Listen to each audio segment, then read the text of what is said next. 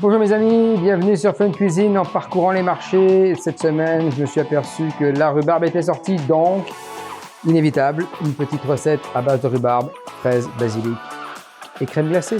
C'est une soupe froide.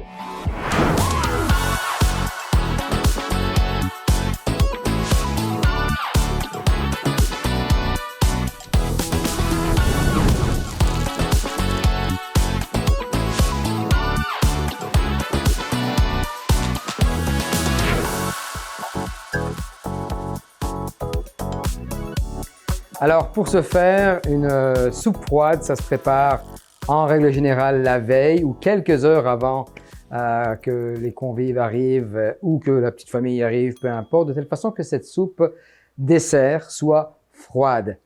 Donc extrêmement simple et extrêmement bon. Donc la rhubarbe.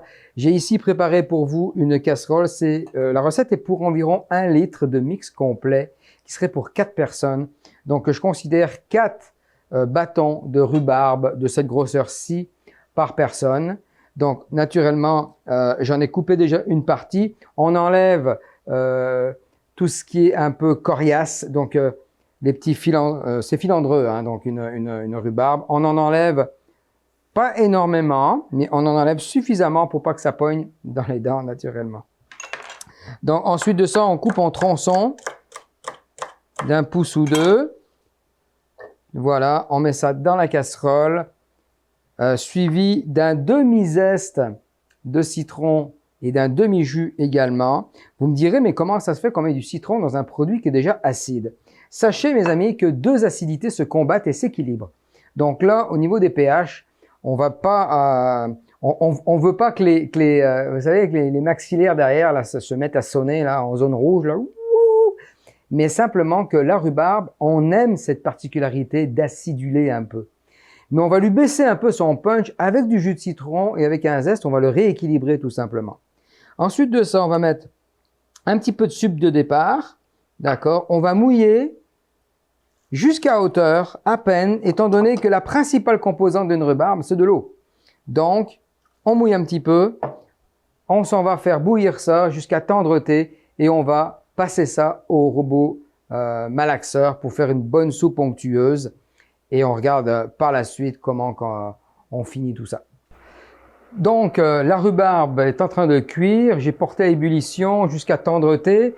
Va venir le temps maintenant de blender ça, de mélanger tout ça et de rééquilibrer un petit peu par la suite au niveau du sucre avant de faire refroidir et de faire la finition naturellement. Donc, comme on peut le voir, donc cet affrémissement, tranquillement, cette petite couleur rosâtre un petit peu. Donc, étant donné que je vais le passer au blender, au robot mélangeur, il n'y aura plus du tout de fibres. Ça va être quelque chose qui va être très doux, très onctueux.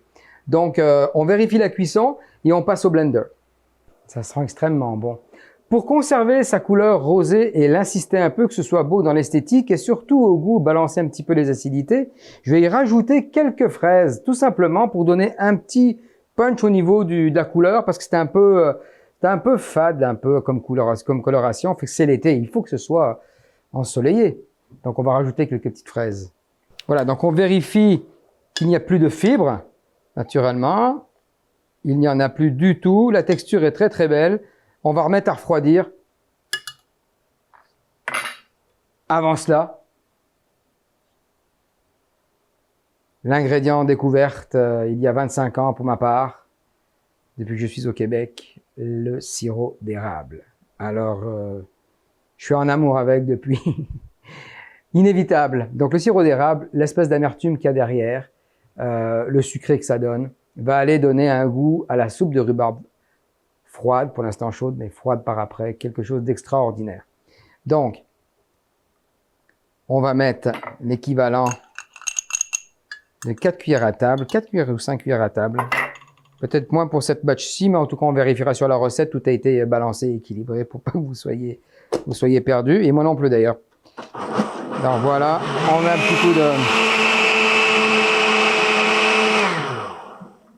petit coup de robot. On fait juste goûter, voir si tout est équilibré. Les sucres, les acides, tout ça, parfait. Extraordinaire. On met ça à refroidir.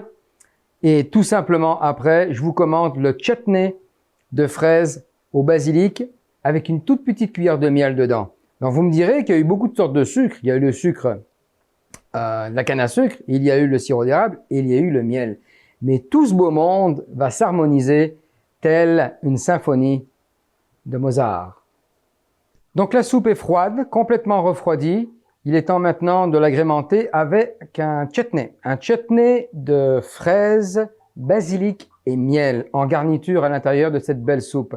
Donc qu'est-ce qu'un chutney en tant que tel? Le chutney, c'est l'appellation de petits cubes. On pourrait appeler brunoise, mais le chutney, c'est un mélange de plusieurs petits cubes de saveurs différentes. Là, en l'occurrence, j'en ai qu'un, c'est la fraise, mais j'aurais très bien pu faire un amalgame de fruits dedans, que ce soit fraises, mangue, banane, ananas. Ça aurait été très bon, étant donné que la base de la soupe de rhubarbe est capable de supporter plein d'éclats de saveurs. Mais aujourd'hui, on va faire ça traditionnel et simple, avec une petite note un petit peu plus moderne, update, comme on dirait ici.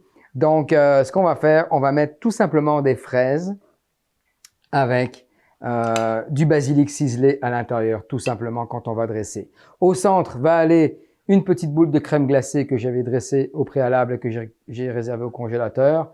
Et j'ai fait une petite chip d'ananas, tout simplement, que j'ai taillé très très finement à la mandoline et que j'ai fait sécher au four à basse température, ou si vous avez chez vous un déshydrateur, écoutez, pourquoi pas. Donc, on a le dessert parfait de restaurant avec la texture onctueuse, on a une texture glacée et on a la texture croustillante un peu qui va donner un petit peu le punch au niveau du dessert. Donc, quelque chose de très simple, très beau, très goûteux, quelque chose où vous allez faire des amoureux de la rhubarbe, s'il n'y en a pas qui ne sont conquis déjà. On dresse l'assiette tout de suite et vient le temps de la dégustation comme à l'habitude pour faire un petit commentaire ou tout simplement déguster ensemble. Alors voilà, j'ai pris une petite assiette, on y va généreusement avec une bonne louche en plein sang. Regardez cette onctuosité un petit peu lisse comme tout. Voilà, comme ça. Tout simplement, on va mettre les petites fraises autour. Donc le miel va apporter une douceur incroyable, comme ça. Tout simplement, cette belle couleur vive, là, c'est magnifique. Qu'est-ce que la nature peut nous donner?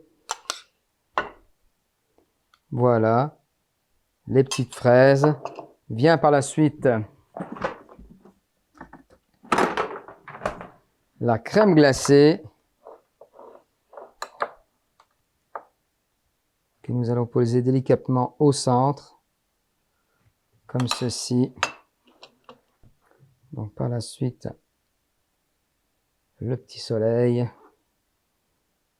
et avec la touche. Voilà.